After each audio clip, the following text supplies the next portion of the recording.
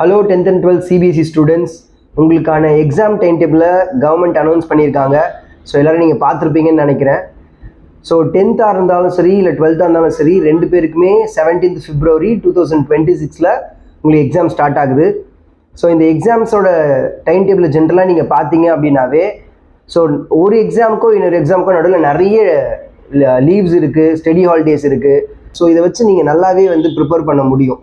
So என்னோட concern என்ன அப்படின்னு பார்த்தீங்கன்னா, ஸோ இந்த ஒரு வாரத்தில் நீங்கள் என்னென்னலாம் படிக்க தவறுனீங்களோ அது எல்லாத்தையுமே நீங்கள் ஈஸியாக படிச்சிட முடியும். அதே நேரத்தில் நீங்கள் எதெல்லாம் ரொம்ப இம்பார்ட்டண்ட்டாக படித்து வச்சுருக்கீங்க, நல்லா தெரியும் இந்த டாபிக் அப்படின்னு நினைக்கிறீங்களோ அந்த டாபிக்ஸ் எல்லாமே நீங்கள் நிறைய ரிவைஸ் பண்ணுங்கள். நிறைய ப்ரீவியஸ் இயர் கொஸ்டின் பேப்பர்ஸ் பாருங்கள், நிறைய ப்ராப்ளம்ஸ் அதுலேருந்து சால்வ் பண்ணுங்கள். ஸோ இதெல்லாம் நீங்கள் பண்ணும்போது உங்களால் என்ன பண்ண முடியும் அப்படின்னா, ஈஸியாக உங்களோட சிபிஎஸ்சி போர்டு எக்ஸாம்ஸை நல்ல மார்க்கில் கிளியர் பண்ண முடியும். ஸோ இந்த ஸ்டடி ஹாலிடேஸை நீங்கள் நல்லாவே யூட்டிலைஸ் பண்ணுங்கள். ABC academy wishes your great success.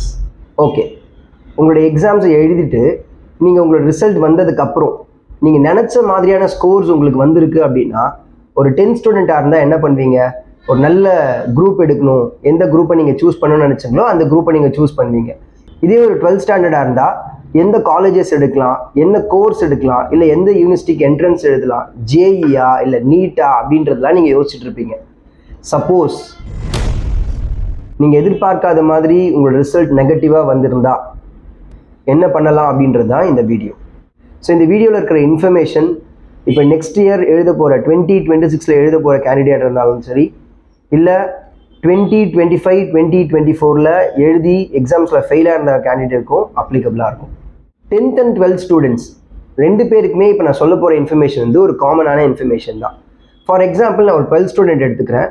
அவரோட 12th ஸ்டாண்டர்டில் 5 சப்ஜெக்ட்ஸ் எடுத்திருக்காரு. ஸோ இந்த 5 சப்ஜெக்ட்ஸ்லையுமே அவர் பாஸ் பண்ணிட்டாரு அப்படின்னா அவர் எதுக்குமே கவலைப்பட தேவையில்லை, அவர் நெக்ஸ்ட் காலேஜஸ்க்கு அப்ளை பண்ணி போயிட முடியும். அதே ஸ்டூடெண்ட் ஒருவேளை 6 சப்ஜெக்ட் எடுத்திருக்காரு. இந்த 6 சப்ஜெக்டில் ஒரு சப்ஜெக்டில் ஒரு ஃபெயில் ஆகிட்டாருன்னு வச்சுக்கோங்களேன். அப்போது ஒரு சப்ஜெக்டில் ஃபெயில் ஆனதுனால அவரால் கண்டினியூ பண்ண முடியாது, அவரோட எஜுகேஷனை கண்டினியூ பண்ண முடியாதுன்னு இல்லை, உங்களோட மார்க் லிஸ்ட்டில் பாஸ்ன்னு தான் வரும். ஏன்னா சிபிஎஸ்சி நார்ம்ஸ் படி எனி 5 சப்ஜெக்ட்ஸில் பாஸ் பண்ணியிருந்தீங்க அப்படின்னா நீங்கள் பாஸ்ன்னு தான் உங்களோட சர்டிஃபிகேட்டில் வரும். ஸோ அந்த 5 சப்ஜெக்ட்ஸை வச்சு அவரால் நெக்ஸ்ட் காலேஜஸ்க்கு போக முடியும். இன்கேஸ் 5 சப்ஜெக்ட் எடுத்து ஒரு சப்ஜெக்டில் ஃபெயில் ஆனாலோ, இல்லை 6 சப்ஜெக்ட் எடுத்து 2 சப்ஜெக்டில் ஃபெயில் ஆனாலோ அவரால் அவரால் காலேஜஸ்க்கு போக முடியாது. ஏன் அப்படின்னா சிபிஎஸ்சி நார்ம்ஸ் படி 5 சப்ஜெக்ட் மேண்டட்ரியாக அவங்க பாஸ் பண்ணி இருக்கணும். ஸோ 5ல் 1 போனாலும் சரி, 6ல் 2 போனாலும் சரி, அவங்களால கண்டிப்பாக அடுத்த லெவல் ஆஃப் எஜுகேஷனுக்கு போக முடியாது. அப்போ இவங்க என்ன பண்ணலாம் அப்படின்னா, கம்பார்ட்மெண்ட் அப்படின்ற ஒரு எக்ஸாமை இவங்க அட்டன் பண்ண வேண்டியதாக இருக்கும்.